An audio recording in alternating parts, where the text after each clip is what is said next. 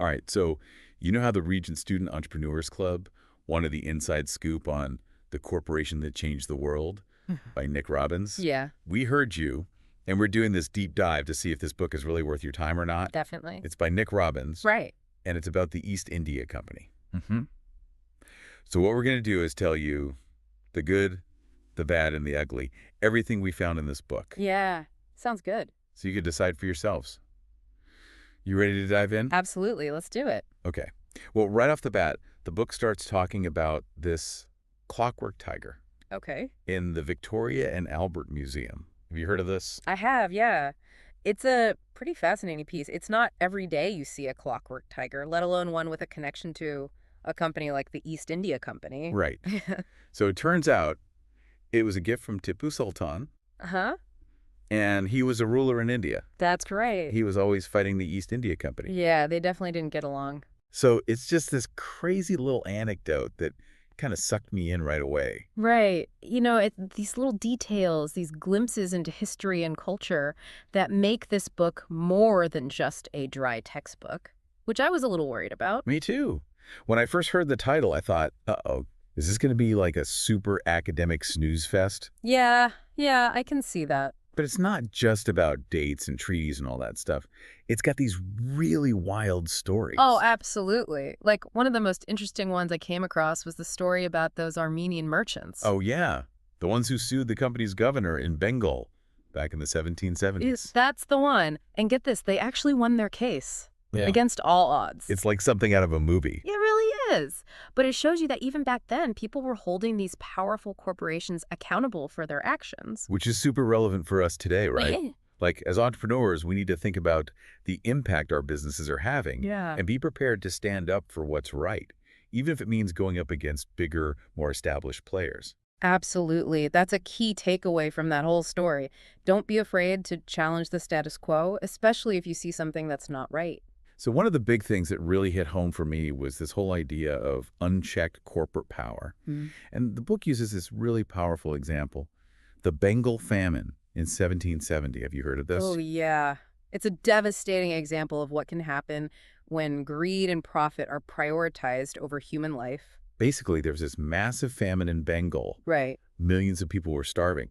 And instead of helping, the East India Company officials decided to hoard grain so they could drive up the price and make even more money. Yeah, it's hard to even imagine the suffering that caused, but it really highlights the dangers of corporate greed when companies operate without any sense of ethical responsibility.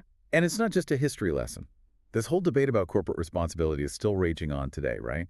Like, what's the real purpose of a business? Is it just about making money, or do companies have a bigger obligation to society? Yeah, that's the million-dollar question. And it's something every entrepreneur needs to grapple with. What kind of impact do you want your business to have on the world? Right.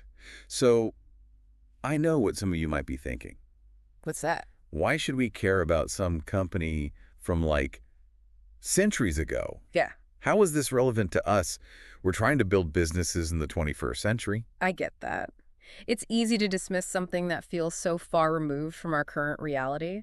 But the thing is, the tactics that the East India Company used back then, they're not that different from what some corporations are doing today. Like their obsession with monopolies. Oh, absolutely. They were ruthless when it came to eliminating competition. They wanted to control everything, and they weren't afraid to use their power and influence to get what they wanted. And even though we have laws and regulations today Right? to try and prevent that kind of thing, you still see companies trying to pull the same tricks, right? Oh, yeah. It's a constant battle. And it's a reminder that we need to be vigilant, to hold corporations accountable, and to create businesses that operate ethically. So it's not just about the tactics themselves. It's about understanding the mindset, the drive for power and control. Exactly. And the book does a great job of exposing that, of showing how the pursuit of profit, unchecked, can lead to some really dark places. Okay, so here's another fun fact from the book. Okay, I'm listening. You know the word loot. Yeah. It actually comes from the East India Company's practices in India. Really? I didn't know that. Yeah, it's like their legacy is literally woven into our language. That's wild. It just shows how deeply their actions impacted the world, how their influence seeped into every corner of society. It's kind of mind-blowing, right? It is, and it makes you realize that the decisions we make today as entrepreneurs, They have the potential to shape the world in ways we might not even imagine, so we better choose wisely. Yeah, no pressure, right? So this book doesn't shy away from talking about the East India Company's impact on India. Mm-hmm. And it gets into this whole debate about whether the wealth that they extracted from India Right? actually fueled the Industrial Revolution back in Britain.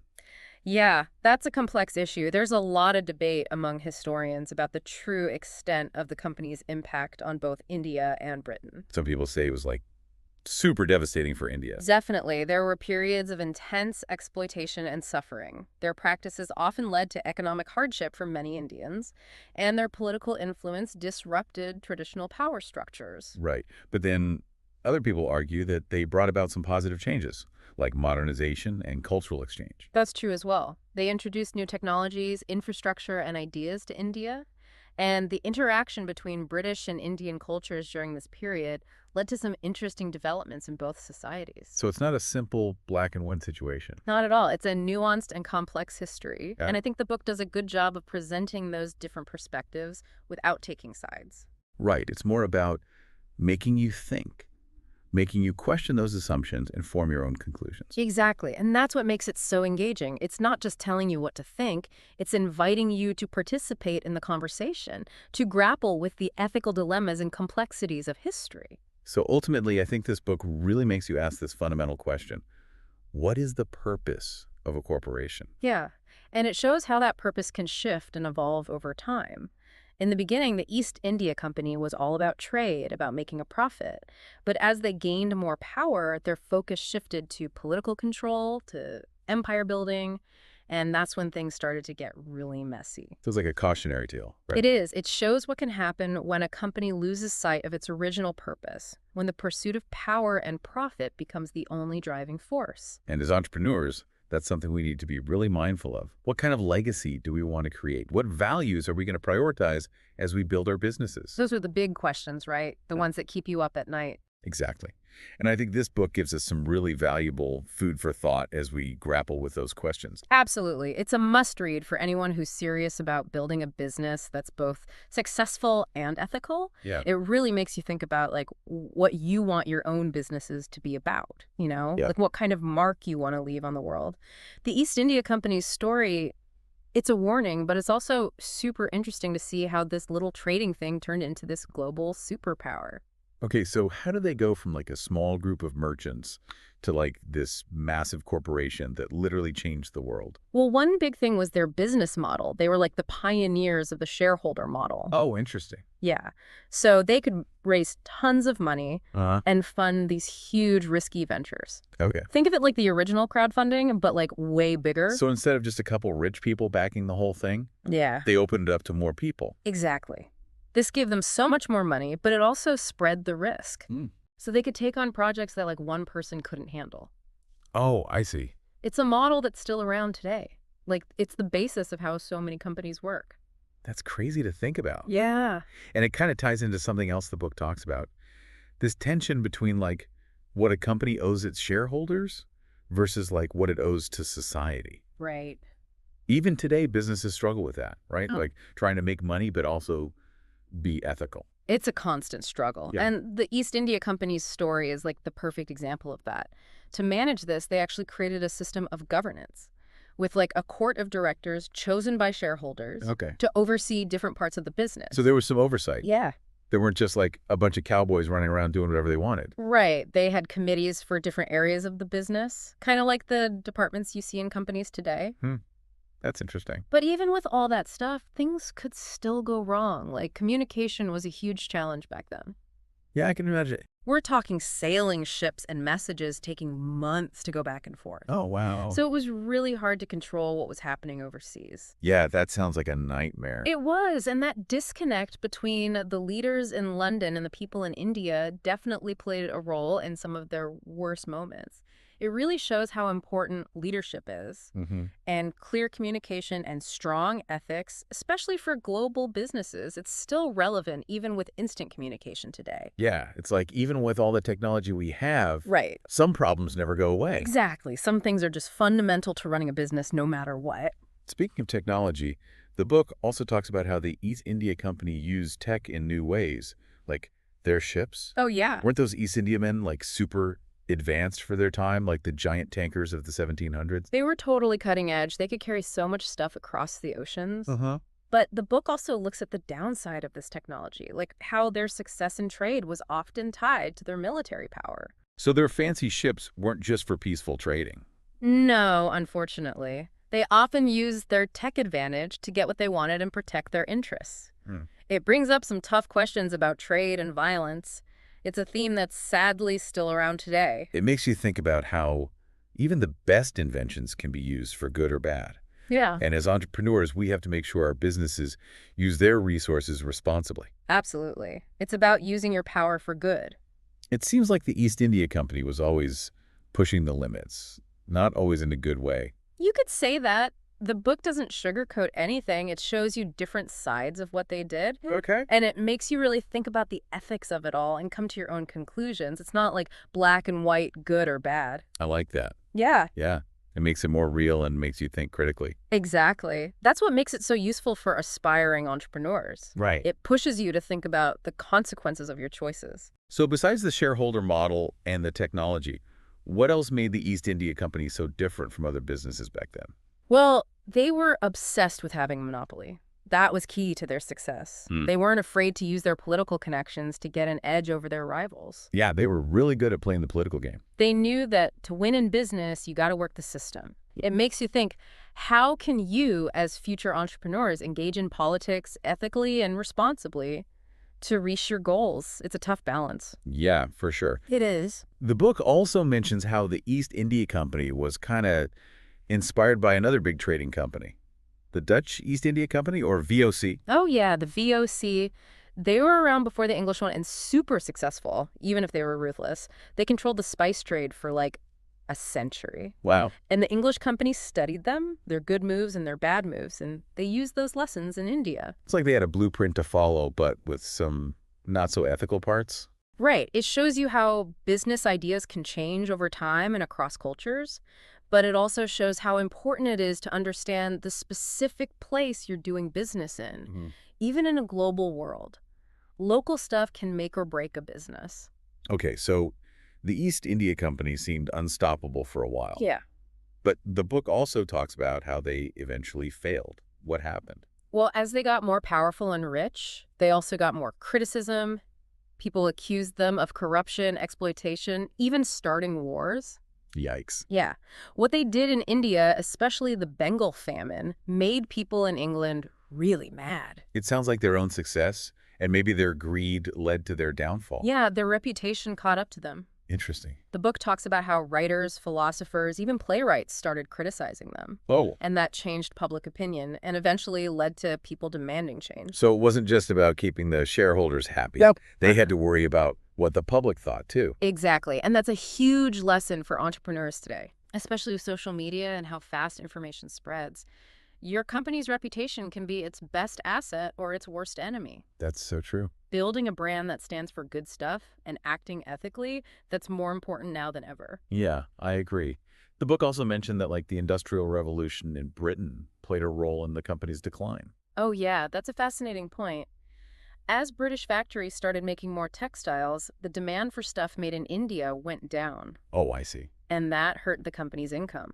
In a way, they were overtaken by new tech, which shows how important it is to adapt and innovate to survive in a changing world. It feels like the East India Company's story is both a warning and a source of good advice for people starting businesses. It is. It reminds you that success in business isn't just about making the most money. It's about doing things the right way, understanding your impact on the world, and being able to change with the times. That's a great way to put it. This book really gives you a lot to think about. It does, right? Yeah. I feel like it could spark some really good discussions at the Student Entrepreneurs Club. I agree. It gives you a whole new perspective on the history of business and how corporations have changed and the ethical problems that entrepreneurs face even today. So the East India Company shut down way back in 1874. Yeah. But I'm curious about their legacy. Did they just disappear? Or do we still see their influence today? That's what's so cool about this book. It's still relevant today. The East India Company's fingerprints are all over the modern world, from global trade to how companies are structured, even to the words we use. You mentioned language before. Right. Besides loot, Are there other examples? Think about the word company. Huh. The way we use it to talk about a business that Yeah. comes from the East India Company. Wow, I never thought of that. Yeah. It's like they shaped how we do business and how we talk about it. Crazy. And it goes beyond words, too. Yeah. Think about globalization, how Yeah. economies around the world are all connected. The Mhm. East India Company had a big part in setting that up. Really? I wouldn't have thought a company from the 1700s would have that kind of impact on today's global economy. They were like the trailblazers of global trade. They set up these huge networks across continents. Uh-huh. They connected markets, brought in new stuff and ideas, and their actions had this ripple effect that we still see today. They helped make the globalized world we live in. It's insane how one company could have such a long-lasting impact. It really shows you that what we do today, whether it's as individuals or businesses, has consequences down the line. The book Mhm. wants us to think about the ripple effects of our decisions and the world we're creating for the future. The book also makes it seem like corporations are this powerful force, Yeah, but with both good and bad sides, like a double-edged sword. that's a great point. Right. The East India Company did push for progress and new ideas. They helped the economy grow and cultures mix. Yeah. But they also did things that led to exploitation and suffering. Their story is a mix of good and bad. It's not just heroes and villains. Exactly. And that's what makes this book so valuable for future entrepreneurs. It makes you think critically about the role of corporations in society. It makes you realize they can do good and they can do harm. It sounds like the book is calling for corporations to be more responsible. Absolutely. It asks us tough questions about what corporations are for, what are their ethical duties, and who are they answerable to. It's not just about profits and shareholders, it's about the well-being of everyone. These are questions every aspiring entrepreneur should think about. Especially nowadays when corporations are so powerful. The East India Company's story reminds us that our choices today shape tomorrow's world. It's about the values we choose and the future we're building. So for all of us in the Regent Student Entrepreneurs Club, what's the big takeaway? What should we remember as we build our businesses? The big takeaway is that entrepreneurship isn't just about ambition and success. It's about responsibility. You can build businesses that make money, create jobs, and bring new ideas. But with that power comes the responsibility to do it ethically, sustainably, and understand the impact of your decisions. That's a powerful message, one that every entrepreneur needs to hear. Yeah. So bottom line is The Corporation That Changed the World, worth reading. Absolutely. It makes you think, and it's full of insights. It'll challenge what you think about business, history, and the power of corporations. Anyone who wants to build a business that does good in the world should read it. Couldn't agree more. It's been awesome diving into the world of the East India Company. Thanks for joining us. We hope you learned something new. Until next time, keep learning, keep asking questions, and keep trying to make a difference.